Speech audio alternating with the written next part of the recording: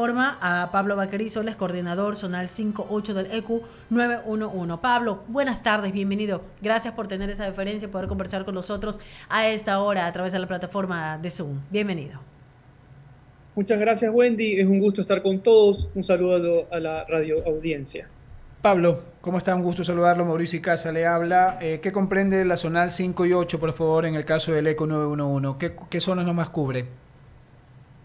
La zonal 5-8 del EQ 91 abarca 5 provincias, lo que es Guayas, Los Ríos, Santa Elena, Galápagos y Bolívar.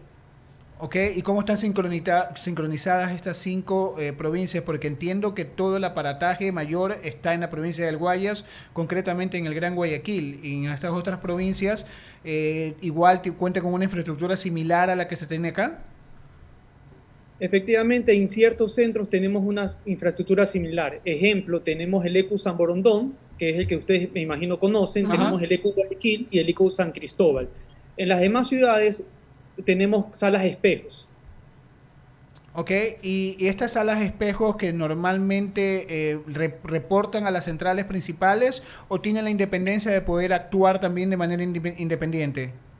En el caso de Guayaquil, San Borondón y San Cristóbal actúan de forma independiente. En estas salas de espejos realmente tienen centros monitoreos independientes, pero todas las llamadas que reciben esa jurisdicción llegan al EQ San Borondón y desde acá se hace la coordinación. Esto más tiene que ver porque recuerda que el EQ San Borondón trabaja con instituciones articularizadas, entonces en el EQ San Borondón están todo lo que es la policía, los bomberos, el MSP, el IES, etcétera.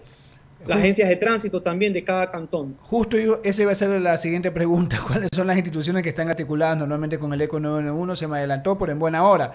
Por favor, indíquenos cómo más o menos es la funcionalidad de todo esto. Llega una llamada, inmediatamente ustedes ¿qué hacen? Por favor, para que la gente sepa de la importancia del trabajo del ECO 911 y la importancia de que las llamadas que se hagan sean realmente por emergencias o para solicitar ayuda para un tercero y no para estar jugando. Bueno, más que nada, primero recalcar que el ECO 911 tiene todas sus líneas las 24 horas al día y es una llamada gratuita. Eso es importante de recalcar porque mucha gente, ya estando en campo, me dicen que no tenían saldo. Entonces, quiero recalcar y quiero poner importancia y énfasis en que las llamadas son gratuitas. Así no se tenga saldo en el celular, se puede marcar al 911. Por supuesto, es una llamada de emergencia. Perfecto. Muy buena la aclaración. Gracias. La idea es que nosotros en un promedio de 110 segundos podamos entender la llamada para que una vez que sepamos cuál es la emergencia podamos coordinar con las otras instituciones. Recuerda que el EQ 911 es una institución coordinadora, que nosotros somos los que la avisamos en el caso que sean necesarios a las otras instituciones amigas que ya te las mencioné. O sea, identifican el tipo de emergencia, inmediatamente disponen el tipo de ayuda que requiere esa emergencia. Exactamente, porque ¿qué sucedía en la antigüedad o hace pocos años, para no decir antigüedad? Es que si llegaba a haber una emergencia, digamos un carro chocado, la gente no sabía a qué número llamar. No sé si recuerdas, había 101, 102, 108, 117. Es correcto. Y a la hora de la hora, en el caso que había un accidente de tránsito, uno tenía que llamar, me imagino, si el carro estaba encendido, al 102 para los bomberos, al 101 para una ambulancia y al 117, digamos, para que haya un mantenimiento del municipio para poder limpiar la calzada. Hoy por hoy tenemos un número unificado en donde nosotros identificamos el tipo de emergencia y coordinamos con las instituciones que sean necesarias. Clarísimo el tema, Pablo. Le voy a dar paso a mi compañera, mi partner aquí en cabina, Wendy Ferquinde. La niña. La niña. También tiene más preguntas para usted. Pablo, gracias por estar con nosotros. Ella es nosotros. Aspiracional, por eso se autocalifica de la niña, ¿no? Mentira. Ya Pablo me conoce. Pablo, querido, estadísticas de cómo estuvieron justamente las elecciones pasadas. No sé si tenga a la mano para hacer una comparación de qué correctivos se van a hacer justamente para esta segunda vuelta electoral en el tema operativo del EQ 911. No, me encanta que me hayas hecho esa pregunta, sí tengo las estadísticas a las manos. Más que comparar con las elecciones pasadas de agosto, me gustaría compararlo entre febrero de 2021 y agosto de este año. Para que tengas una idea, en las emergencias, en agosto de este año tuvimos 2.725 emergencias a nivel de la zona 5 y 8. Esto quiere decir que tuvimos un 37% menos de emergencias a comparado al 2021. Esto es muy bueno, que es una tendencia digna de resaltar que Así queremos es. que se siga cumpliendo. Y del trabajo que se sigue realizando justamente desde esta entidad. ¿Cuáles son estas otras instituciones que están trabajando a la par con ustedes? Porque mencionaba hace justamente un segundo con Mauricio, de que dependiendo de la emergencia se puede derivar, bueno, pues la institución a la que corresponda. ¿Quiénes en conjunto están trabajando en para este domingo? Y en general, ¿no? A ver, en general son las instituciones que ya habíamos conversado con Mauricio. Ujú. Ahora, para digamos, comicios, se creó una mesa de seguridad electoral que lo conforman los delegados del CNE y ahí las siguientes instituciones gubernamentales como Secretaría de Riesgos, Ok. ECU 911, Ministerio de Educación, Ministerio de Defensa, Ministerio de Transporte y Obras Públicas y Policía Nacional y también las Fuerzas Armadas. Pablo, Esta es la mesa de seguridad electoral. Ahora, en un periodo normal, el ECU 911 también tenemos en sala a las agencias de tránsito, ya sean municipales o las agencias de tránsito provinciales. ujú. Perfecto. Recalcar a las personas, Pablo, el objetivo de la línea EQ 911, porque hay personas que quiero saber la hora, quiero saber si tal restaurante está a esta hora atendiendo, etcétera, etcétera. O sea, para cosas que no son emergentes. Recordemos que ese tiempo desperdiciado en atender una llamada que no es de emergencia le puede estar costando la vida a otra persona y que además hay sanciones para aquellas personas que juegan con la línea del EQ 911. No, sabes que me encanta esa pregunta y de hecho te acabas de adelantar a lo que quería decir. Efectivamente, las líneas del ECU 911 es una línea de emergencia. No podemos estar comenzando a hacer ese tipo de preguntas. Entonces, lastimosamente, sí tenemos bastantes ese tipo de preguntas. De hecho, la estadística me dice que el 40% de las llamadas son de un mal uso, como los acabas de darnos ese ejemplo. En el caso que identificamos este tipo de llamadas, va a tener una sanción de 30 días de suspensión que esa persona no se puede comunicar al ECU 911. Ok. Si llega a reincidir, la sanción sube a 180 días. Y si vuelve a hacerlo por una tercera ocasión, la sanción es del corte definitivo a que no puedan llamar al ECU 911. Ahora, esas son las llamadas realmente de mal uso. Ahora, hay llamadas falsas. Eso Así es es. otra categoría.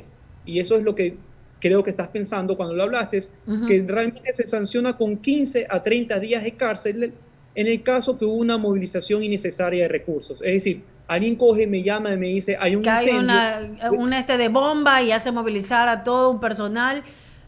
Claro. Una amenaza Eso sí, de bomba, por ejemplo, y cosa que no es verdad, eso es lo que están jugando. O tratando de distraer para hacer otro tipo de cosas sí, eso sí ilícitas. tiene una sanción penada con días de cárcel. ¿Cómo identifican del número telefónico de donde se está realizando esta llamada? Para que la gente sepa y no se atreva a hacer ese tipo de bromitas pesadas. A ver, me gusta esa pregunta. No la he recibido de otro periodista, te felicito. Bueno, realmente cuando nosotros nos llaman, nosotros podemos ver de quién es esa persona. Nosotros estamos comunicados con Arcotel, que es el ministerio encargado de las telecomunicaciones, y podemos ver el número y también como la mayoría, casi el 87% de las llamadas viene de los teléfonos celulares, sí tenemos posicionamiento GPS y podemos ver la ubicación. Perfecto. Mi compañero Leonidas Castro, me imagino que también quiere conocer un poco más de cuántas cámaras están disponibles en los diferentes sectores. Adelante, Leonidas, gracias por contestar mis preguntas, Pablo. Gracias, Wendy. Pablo, ¿cómo está? Un poco conocer la operatividad, cómo se maneja con el ECU, porque sabemos que el domingo es un día de elecciones y la mayoría de policías, de agentes, están asignados al tema electoral. ¿Qué pasa cuando, por ejemplo, hay una emergencia y la gente llama desesperadamente? ¿En qué tipo de reacción hay? ¿O hay un personal exclusivamente asignado que no está dentro del plan operativo electoral y que puede ser de respuesta inmediata ante los casos de emergencia que se puedan dar el día domingo? A ver, estamos mezclando ahí algunos conceptos. A nivel nacional van a haber casi 53.500 policías que brindarán su contingente en el proceso electoral. Pero eso no quiere decir que no va a haber policías en la calle. Ahora, esa es una pregunta realmente que podríamos hacerla a la Policía Nacional. Pero ellos ya tienen planificado, ellos ya tienen experiencia, no es la primera vez que el país está en elecciones, pero sí tienen un contingente designado específicamente en las elecciones, que son los 53.500, pero sí ellos van a tener policías, digamos, que en sus turnos normales. Nosotros lo que haríamos en el caso que nos recibamos una llamada es coordinar con las instituciones. Como les mencioné, en nuestra sala de operaciones, esa es la ventaja realmente del ECU 911. no solo tenemos personal del ECO 911, en nuestras salas están la policía, los bomberos, las agencias de tránsito, el MCP, por tanto te podría decir que es inmediato la coordinación entre nosotros. Son 110 segundos en promedio en que yo coja y reciba la llamada, obtenga la información, cree una ficha y por las mismas instantáneamente se llegan a enterar las otras unidades. Un poco, Pablo, sí, nos gustaría también saber un poco cómo está el tema de las zonas que tienen mayor conflictividad en lo que corresponde a ustedes, en zonas 5 y 8, en qué ciudades están, que hay mayores emergencias que ocurren, para tener una idea un poco también de lo que está pasando a veces con los casos de violencia. Nos llaman, hay un sicariato aquí, hay una muerte violenta, hay un asalto, un atraco. ¿Cuáles son esas ciudades o las zonas que tienen ustedes un poco identificadas, que tienen mayor número de denuncias de llamadas al ECO 911? Definitivamente la mayor cantidad de denuncias en los días electorales, te puedo dar de hecho si quieres las cifras exactas, pero son Guayaquil, Durán, Milagro, Daule, San Borondón. Okay. Y bueno, vamos avanzando a La Libertad, Balsar, Santa Elena, y podría irme con todas las provincias. Pero más o menos para que tengas una idea y hablemos de porcentajes, la participación de Guayaquil es un 63% en ese día de incidencias. Durán es un 6%, Milagro es un 4%, Daule es un 3%. San Borondón llega al 2%. Ok, Pablo, en todo caso, el trabajo que hacen ustedes, como bien señalaba, no sabemos, hay 53.000 policías a nivel nacional, pero las emergencias que se registren, obviamente, van a ser atendidas por ustedes y la reacción inmediata, obviamente, de la institución que corresponda, tránsito, policía, Cruz Roja, bomberos, eso es indistinto para que la ciudadanía tenga claro de que el 911 va a estar operando por más elecciones que haya para atender todas las emergencias que se puedan dar ese día. Sí, efectivamente es así. El ECO 911 siempre está 24 horas al día, los 365 días del año. Ya tenemos bastante experiencia en los días normales y también tenemos bastante experiencia en los días electorales. Esto es algo que se ha ido perfeccionando con el tiempo y siempre es algo que vamos a ir aprendiendo. Tienes que comprender que cada vez tenemos amenazas nuevas. Por ejemplo, Wendy dio un ejemplo. Antes no se veía mucho los atentados de bombas. Hoy por hoy, lastimosamente, tiende a ser un poquito la norma, pero ya tenemos los protocolos y tenemos los conocimientos para, digamos, atender ese tipo de incidencias. A nivel de elecciones, pues bueno, en la primera vuelta entendemos que todo fue tranquilidad, no hubo ninguna de estos tipos de amenazas, ¿verdad? A diferencia de lo que ocurre en el común de los días, cuando hay amenazas para ciertos locales, de los famosos extorsionadores o vacunadores. Pero en todo caso no hemos tenido ningún antecedente en elecciones de algún tipo de estas amenazas. Por lo menos en primera vuelta no se escuchó aquello, Pablo, o estoy equivocado. Yo no he escuchado, comprendan, la estadística que yo tengo es que no ha habido. Sí ha habido incidentes, sí tenemos reportes de seguridad ciudadana, gestiones sanitarias, de tránsito, municipales, pero digamos algo relevante que vaya a mermar el día de las elecciones, no tengo conocimiento y no tengo los datos que haya sucedido antes. Y no creo sinceramente que vaya a suceder porque se ha hecho un trabajo muy arduo con las demás instituciones y tenemos bastantes protocolos y contingentes. Es más, te puedo asegurar que inclusive hay más personas ese día de turno que en otras elecciones anteriores.